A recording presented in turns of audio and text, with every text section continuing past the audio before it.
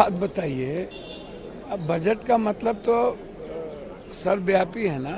Budget का मतलब होता है एमएसपी, मनरेगा। बजट में आपने अग्निवीर पर भी नहीं चर्चा की, बजट में एजुकेशन पर चर्चा नहीं की। किसान के बजट को जब आप 19 में आए थे तो 5 पॉइंट कुछ था, अभी 3 पॉइंट कुछ है। बजट में 3 पॉइंट का प्रावधान आप कर दिए।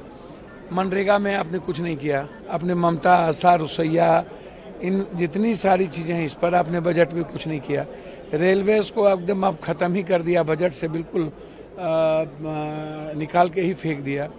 आप जो मिडिल क्लास हैं आप उसको, आप जो 3 से 7 लाख है उसको आपने परसेंटेज टैक्सेस के बढ़ा दिए।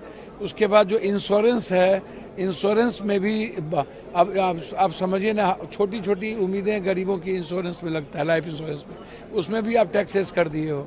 तो आप बजट को आप ना तो एजुकेशन के लिए देखा, ना तो यूथ के लिए। आप कह रहे हो कि प्राइवेट जगह पर हमने इतने यूथ के इंसेंटिव के लिए मैंने ऐसी व्यवस्था कर दी। भैया नौकरी के लिए तो कोई बात ही नहीं कर रहे हो आप।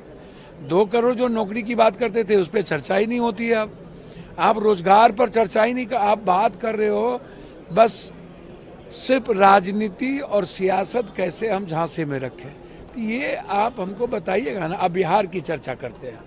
बिहार में इनसे विशेष राज मांगा गया, बिहार में इनसे विशेष पैकेज मांगे गए, और इन्होंने पहला वादा बिहार से किया था गांधी मैदान में विशेष राज देने का। दूसरा, इन्होंने 1,25,000 करोड़ रुपया की आरा में चर्चा की थी। 5,000 करोड़ रुपया इन्होंने बाढ़ पर देने की चर्चा बाढ़ में की थी। फिर केंद्रीय विश्वविद्यालय इनसे पटना का मांगते रह गया भीख, नीतीश जी को इन्होंने नहीं दिया। कोसी बैरेज को रिहेबिलिटेशन के लिए और फरक्का के रिहेबिलिटेशन के लिए गंगा, महानंदा, गंडक, कोसी, केहर, कन्हर, बलान, इस नदियों को बालू स्लेटी निकालने के लिए और हाईडेम के लिए चर्चा हुई कि कोसी, सीमांचल, मिथिलांचल में हाईडेम की स्थिति अच्छी नहीं है, तो उस पर आपने चर्चा नहीं की। तो आप जरा मुझको एक बात बताइए, IIM नहीं बनेगा बिहार में, IIT नहीं बनेगा बिहार में, 2.25 करोड़ लोग बाहर पलायन करने जाते हैं, उस पर कोई चर्चा नहीं हुई।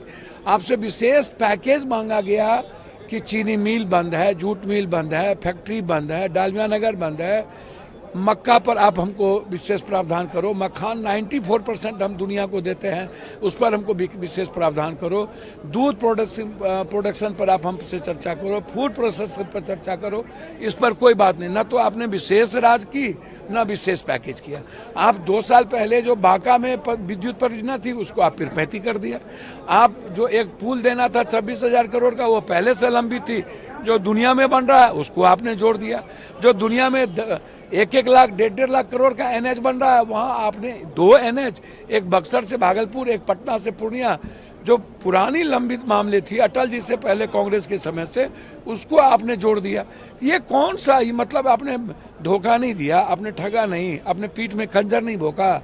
आपने बिहार की जनता से सर्वोपरि आप सियासत समझते हैं आप लोग, ये सियासत नहीं है। इसलिए जनता, बिहार की जनता के साथ धोखा है। न विशेष राज, न विशेष पैकेज, न पलायन को रोकने के लिए, न बाढ़ से मुक्ति के लिए। आप कह रहे हो कि हम चर्चा करेंगे नेपाल से। कब चर्चा कीजिएगा भैया?